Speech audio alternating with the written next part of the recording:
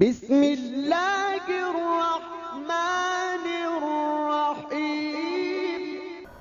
فقال يا رسول নবীকে বলতে লাগলো, নবী গো, আইয়ুল আমালি আফদল, ওগো আল্লাহর নবী, সবচাইতে দামি আমল কোনটা, সর্বশ্রেষ্ঠ দামি আমল কোনটি আমারে বলেন। নবীরে বলতেছে। فقال رسول الله صلى الله عليه وسلم, নবীজি সাল্লাল্লাহু আলাইহি ওয়াসাল্লাম ইরশাদ করে, আল ইলমু বিল্লাহ, আল্লাহকে চেনা যায় যে ইলমের দ্বারা। সুবহানাল্লাহ বলেন। আল্লাহকে চেনা যায় যে ইলমের দ্বারা, আল্লাহর বিধান মানা যায় যে ইলমের দ্বারা, ওই ইলম শিক্ষা করা সর্বোত্তম আমল। সুবহানাল্লাহ বলেন। এলে মাদ্রাসায় যে এলেমটা শেখানো হয় এটা সর্বোত্তম এলেম, সর্বোত্তম আমল। যেই সাহাবী নবীজির কাছে আসলেন, ইনি আবার প্রশ্ন করলো, ইয়া রাসূলুল্লাহ, আইয়ুল আমালি আফদল, কোন আমলটা সর্বোত্তম? নবীজি আবার জবাব দিলেন, আল ইলমু বিল্লাহ, এলেম শিক্ষা করা সর্বোত্তম। সাহাবী আবার প্রশ্ন করলেন, আইয়ুল আমালি আফদল, ওগো আল্লাহর রাসূল, কোন আমলটা সর্বোত্তম? নবীজি আবার জবাব দিলেন, আল ইলমু বিল্লাহ, আল্লাহকে চেনা যায়, আল্লাহর বিধান মানা যায়, ওই ইলম শিক্ষা করা সর্বোত্তম। বুঝছেন হাদিসটা? তিনবার সাহাবী প্রশ্ন করলেন, কোন আমল সর্বোত্তম? নবীজি তিনবার জবাব দিলেন, ইলম সর্বোত্তম। এবার সাহাবী নবীরে প্রশ্ন করে, ইয়া রাসূলুল্লাহ, বিয়াদবি মাফ করবেন, আসআলুকা আনিল আমাল ওয়া তুখবিরুনি আনিল ইলম, ওগো নবীজি, আমি আপনাকে প্রশ্ন করি আমল সম্পর্কে, আর আপনি আমাকে জবাব দেন ইলম। আমার প্রশ্নের সাথে আপনার জবাবের কোনো মিল নাই। আমি প্রশ্ন করছি আইন মিম লাম আমল, আর আপনি জবাব দেন আইন লাম মিম ইলম, জবাব মিল নাই তো। তখন নবীজি একটা কথা বলছিলেন, আল্লাহর রাসূল বলে, সাহাবী শোনো, ইন্না কাসীরাল আমাল লা ইয়ানফাউ মাআল জাহল, ইলম ছাড়া যদি সারা রাত দাঁড়ায় তাহাজ্জুদ পড়ো, ইলম ছাড়া যদি মক্কার ঘরের সামনে গিয়েও নামাজ পড়ো, ওই নামাজের কোনো দাম আল্লাহর কাছে নাই।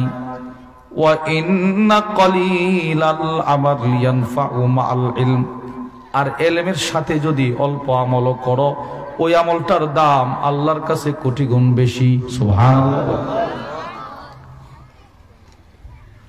এজন্য আল্লাহর রাসূল এই হাদিস থেকে আমাদেরকে বুঝাইলেন, ইলম ছাড়া পৃথিবীর কোনো ইবাদত গ্রহণযোগ্য হবে না।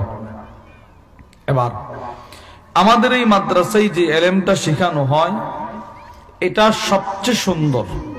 এই যে ছোট ছোট বাচ্চারা, নাবালেগ, এরা এই জামিয়া হাফিজিয়ায় যেই কোরআন পড়ে, নবীজির যে হাদিসগুলো উস্তাদদেরকে শেখায়, এই কোরআনের ইলমটা পৃথিবীর মধ্যে সবচেয়ে সুন্দর। সুবহানাল্লাহ বলেন। এবং এটা সবচেয়ে দামি। সবচেয়ে সুন্দর কেন বললাম?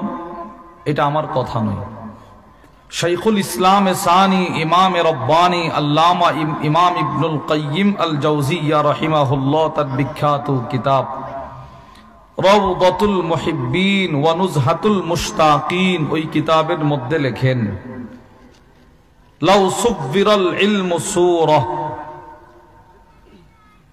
ইলম, এই ছোট ছোট বাচ্চারা মাদ্রাসায় যেই জিনিসটা শেখার জন্য আসছে, যেই জিনিসটা এরা রাত দিন মেহনত করে শিখতেছে, এটাকে বলে ইলম। এটাকে কি বলে ভাই? ইলম। ইমাম ইবনুল কাইয়িম আল জাওজিয়া রাহিমাহুল্লাহ বলেন, কোন নুরানি মাদ্রাসার ছাত্রের সিনার মধ্যে যে ইলমটা জমা হয়, আলিফ শিখলো, বা শিখলো, দুইটা দোয়া শিখছে, কয়েকটা সূরা শিখছে শুদ্ধ করে, এই যে কয়েকটা কিছু শিখছে, এইগুলো যে সিনায় জমা হয়েছে, যদি নুরানি মাদ্রাসার ছাত্রদের সিনার ইলমটা দেখা যেত তো কত সুন্দর লাগতো জানো?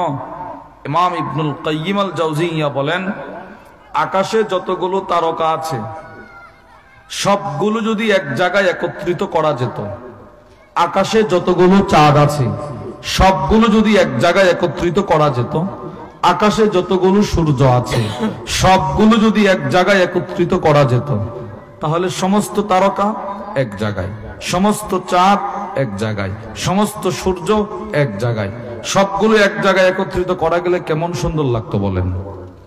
সুবহানাল্লাহ বলে না? ইমাম ইবনুল কাইয়িম আল জাওজিয়া বলে, একজন নুরানি মাদ্রাসার তালিবুল ইলমের সিনায় আপনার ছেলেটা নুরানি পড়ে, ভাতিজাটা নুরানি পড়ে, ভাগনাটা নুরানি পড়ে, নাতি নুরানি পড়ে, এর নুরানি ছেলেটার সিনাই যে সামান্য এলেমটা জমা হয়েছে, এটা সমস্ত চাঁদ, সমস্ত তারকা, সমস্ত সূর্যের চাইতে সুন্দর যদি দেখা যেত। দাওরা হাদিস অনেক দূরের কথা, হাফেজ হওয়া এটা অনেক দূরের কথা। তাহলে আমরা বুঝলাম এলেম ছাড়া আমল গ্রহণযোগ্য হয় না। 2, এলেম সবচেয়ে সুন্দর। 3, এলেম সবচেয়ে দামি। বলেন, এলেম সবচেয়ে দামি। প্রশ্ন, হুজুর এলেম এই মাদ্রাসায় যেটা শেখানো এটা সবচেয়ে দামি কেমনে বুঝলেন, কেন? এই প্রশ্নের জবাবে শাইখুল ইসলাম সানি ইমাম রব্বানি আল্লামা ইবনুল কাইয়িম আল জাওজিয়া রাহিমাহুল্লাহ তার বিখ্যাত কিতাব মিফতাহু দারিস সাআদা ওয়া মানশুরু বিলায়াতিল ইলমি ওয়াল ইরাদা, ওই কিতাবের মধ্যে হযরত লেখেন ইলম কেন দামি হবে না? ইন্নাল ইলম মিরাসুল আম্বিয়া, ইলম সরাসরি নবীদের রেখে যাওয়া সম্পদ। আপনি তো দেখতেছেন এই মাদ্রাসায় কয়েকটা ছেলে পড়ে, কয়েকজন শিক্ষক পড়ায়। এরা কোন জিনিসটা পড়ার জন্য আসছে? শিক্ষকরা কোন জিনিসটা পড়ায়? যেটা রাসূল নিজে রেখে গেছেন সেটা। সুবহানাল্লাহ বলেন। এই জন্য নবীজি ইলম দেখে দেখে সাহাবাদেরকে মর্যাদা দিয়েছেন। যার ভিতরে ইলম বেশি ছিল, কোরআনের ইলম বেশি ছিল, রাসূল তাকে বেশি মর্যাদা দিয়েছেন। তিরমিজি শরীফের বর্ণনা, وعن أبي هريرة رضي الله تعالى عنه قال, আবু হুরায়রা রাদিয়াল্লাহু তাআলা আনহু থেকে বর্ণিত, তিনি বলেন, আন্না রাসূলুল্লাহি সাল্লাল্লাহু আলাইহি ওয়াসাল্লাম বাসান, নবীজি সাল্লাল্লাহু আলাইহি ওয়াসাল্লাম সাহাবাদের এক জামাতকে যুদ্ধে পাঠাবেন। দেখেন রাসূল ইলম দেখে কেমনে মর্যাদা দিয়েছে। নবীজি সাহাবাদের একটা জামাতকে যুদ্ধে পাঠাবে, মনে করেন 20-25 জন। এখন এই যুদ্ধে যে পাঠাবে দলটাকে, এই দলের আমির নবী কাকে বানাবে, নেতা কাকে বানাবে, রাসূল নির্বাচন শুরু করলেন। আল্লাহর রাসূল বললেন, এই সাহাবারা, তোমরা যে 20-25 জন যুদ্ধে যাওয়ার জন্য প্রস্তুত হইলা, তোমরা সবাই কোরআন তেলাওয়াত শুরু করো। সুবহানাল্লাহ বলেন। সবাই কোরআন তেলাওয়াত করো। সব সাহাবারা সিরিয়াল ধরে দাঁড়াইলো, কোরআনে কারিমের তেলাওয়াত করতে লাগলো। কোরআন তেলাওয়াত করতেছে। আল্লাহর রাসূল আবু হুরায়রা বলেন, ফাআতালা রাজুলিম মিনহুম মিন আহদাতিহিম সিন্না, নবীজি সাল্লাল্লাহু আলাইহি ওয়াসাল্লাম যে সাহাবারা দাঁড়ায় দাঁড়ায় তেলাওয়াত করে, এদের ভিতরে একটা ছোট্ট সাহাবী ছিল, একদম বয়স কম। সব সাহাবী মুরব্বী, কিন্তু একজন অল্প বয়স। আবু হুরায়রা বলে, আল্লাহর রাসূল একটা দৌড় দিয়া ওই ছোট সাহাবীর সামনে চলে আসলেন। সুবহানাল্লাহ বলেন। মুরব্বীরাও তেলাওয়াত করে, এই সাহাবীও তেলাওয়াত করে। আবু হুরায়রা কয়, কোন সাহাবী এক পারা তেলাওয়াত করে, তার তেলাওয়াত বন্ধ হয়ে গেল, আর মুখস্থ জানে না। কোন সাহাবী 2 পারা তেলাওয়াত করে, তার তেলাওয়াত বন্ধ। কোন সাহাবী 5 পৃষ্ঠা, কোন সাহাবী 10 পৃষ্ঠা, কোন সাহাবী 2.5 পারা, কোন সাহাবী 3 পারা, আর তেলাওয়াত করতে পারে না। কিন্তু ওই ছোট্ট সাহাবীটা অনর্গল তেলাওয়াত করতেই আছে। সুবহানাল্লাহ বলেন। এই ছোট্ট সাহাবী, ইনি মুখস্থ দেদারসে তেলাওয়াত করতেছে। আবু হুরায়রা বলেন, নবীজি দৌড়ায় তার কাছে আসলেন, এসে আদর করে একটা প্রশ্ন করছে, কিরে, সবার তেলাওয়াত বন্ধ হয়ে গেল, তিরমিজির বর্ণনা, সবার তেলাওয়াত বন্ধ হয়ে গেল, তুমি এখনো তেলাওয়াত করতেছো? মা মাআকা ইয়া ফুলান, এই বেটা, তুমি কোরআন কতটুক মুখস্থ জানো? সবাই তো যদ্দুর জান তদ্দুর তেলাওয়াত করে, এখন বন্ধ দাঁড়ায় আছে, তুমি তো এখনো বন্ধ করো না, তেলাওয়াত কদ্দুর মুখস্থ জানো?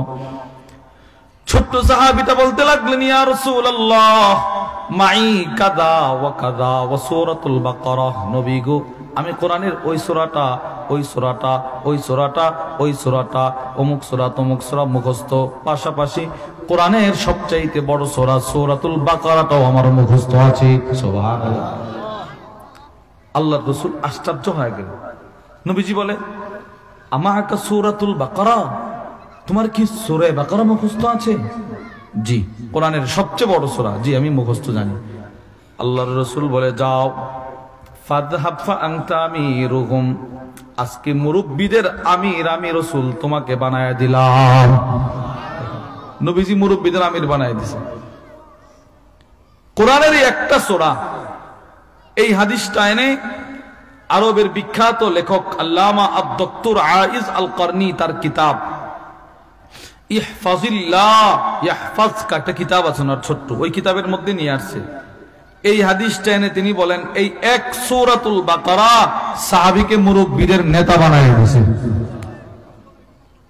হুজুর সম্মান পাওয়ার জন্য বুঝি সূরা বাকারা মুখস্থ করতে হবে না, সূরা ইখলাসটাকেও যদি ভালো করে মুখস্থ করেন, নিজের নাতিটা মাদ্রাসায় পড়ে, এই নাতি বসো, ছেলেটা মাদ্রাসায়, বাবা একটু বসো, আব্বুর সূরাতুল ইখলাসটা দেখো তো হয় কিনা, এর শোনাইলেন, ভুল থাকলে সে ধরে দিল।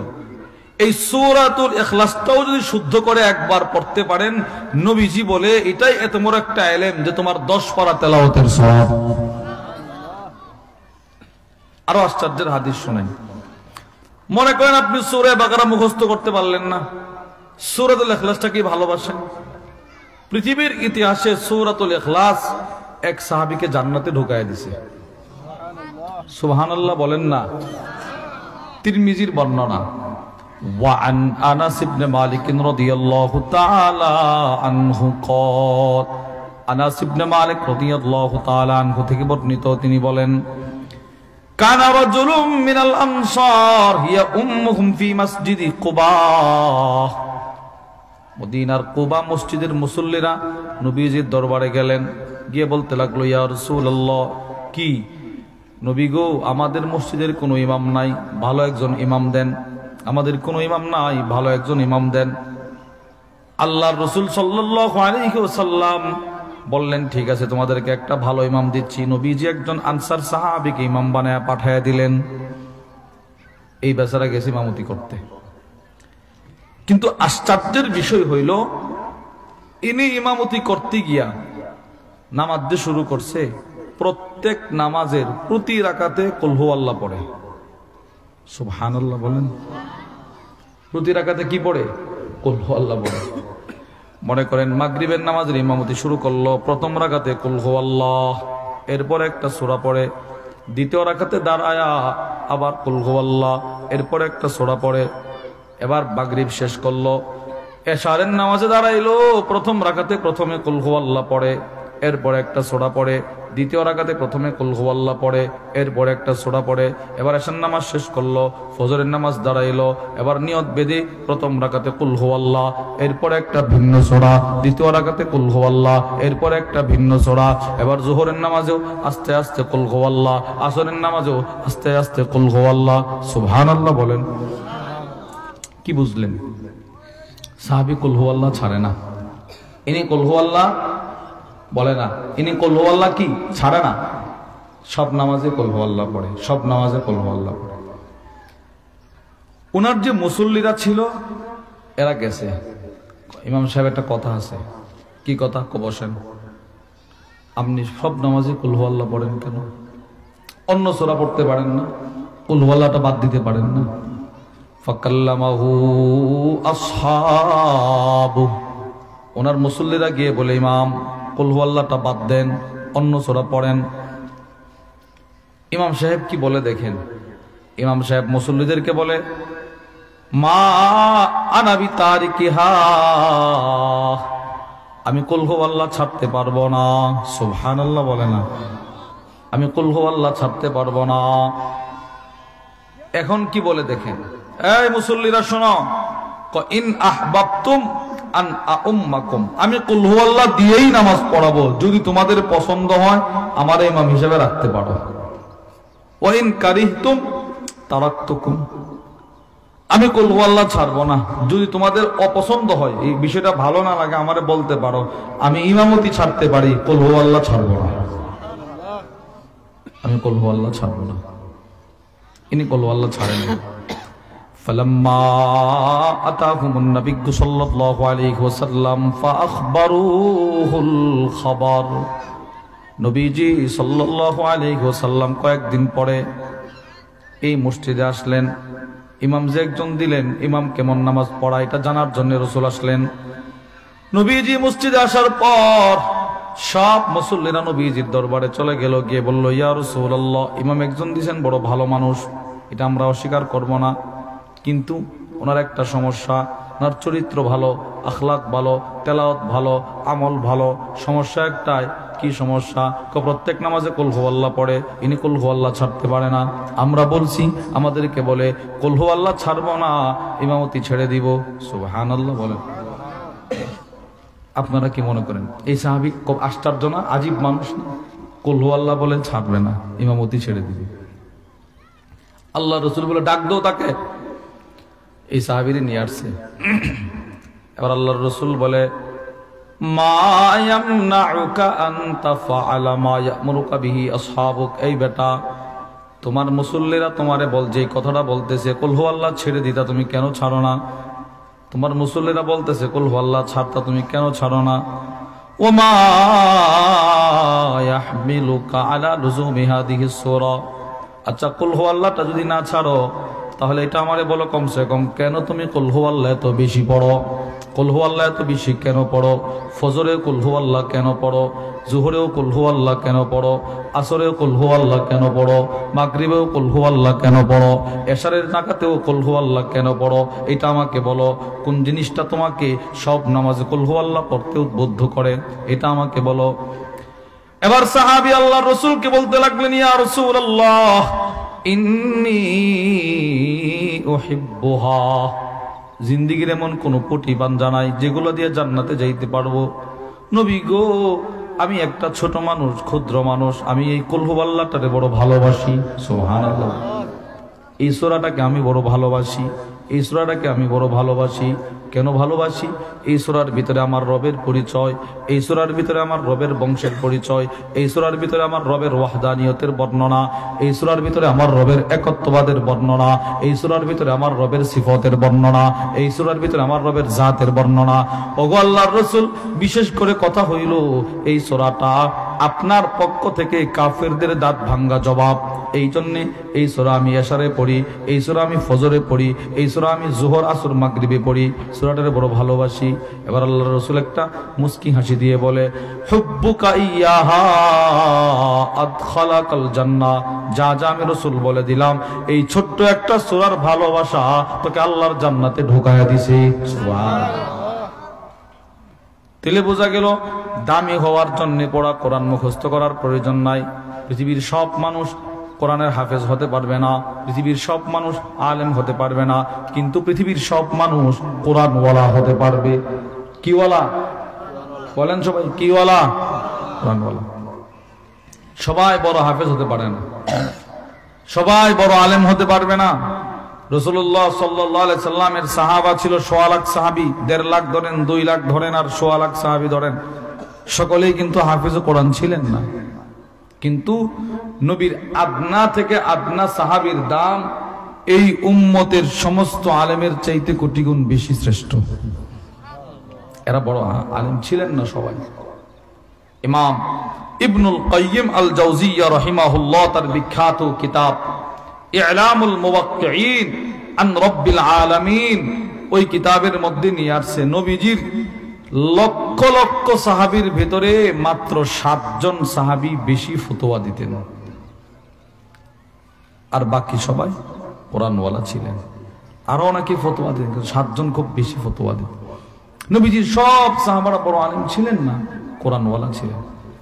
কোন কোন সাহাবী, তিরমিজির বর্ণনা, নবীরা এসে বলে, ইয়া রাসূলুল্লাহ ইন্না শারাইআল ইসলাম কদ কাসরাত আলাইয়া। ওগো আল্লাহর রাসূল, শরীয়তে ইসলামের বিধিবিধান আমার বড় পেশ লাগে, এত বিধিবিধান মানতে কষ্ট হয়, আমার সহজ একটা আমল বলে দেন। আল্লাহর রাসূল বলে, হালাল হারাম বাইসা চলবা, হালাল হারাম বাইসা চলবা, মানুষকে কষ্ট দিবা না, নামাজ ঠিক রাখবা, ফরজ ওয়াজিব ঠিক রাখবা, সুন্নত ঠিক রাখবা, সাধ্য অনুপাতে নফল পড়বা, আর জবানটাকে জিকিরের দ্বারা তরুতাজা রাখবা। আমি রাসূল বলে দিলাম মৃত্যুর পরে সোজা জান্নাতে চলে যাইবা। এই জন্যে আপনাদের এই মাদ্রাসা জামিয়া হাফিজিয়া দারুল হিকমা, এই মাদ্রাসায় যেটা শেখানো হয় এটা হলো ওই দামি এলেমটা, এটা সবচেয়ে দামি এলেম। আপনার ছেলে এই এলেমটাই শিখতেছে, আপনার ভাতিজা এই এলেমটাই শিখে, আপনার চাচা এই আপনার ভাগিনা এই এলেমটাই শিখতেছে।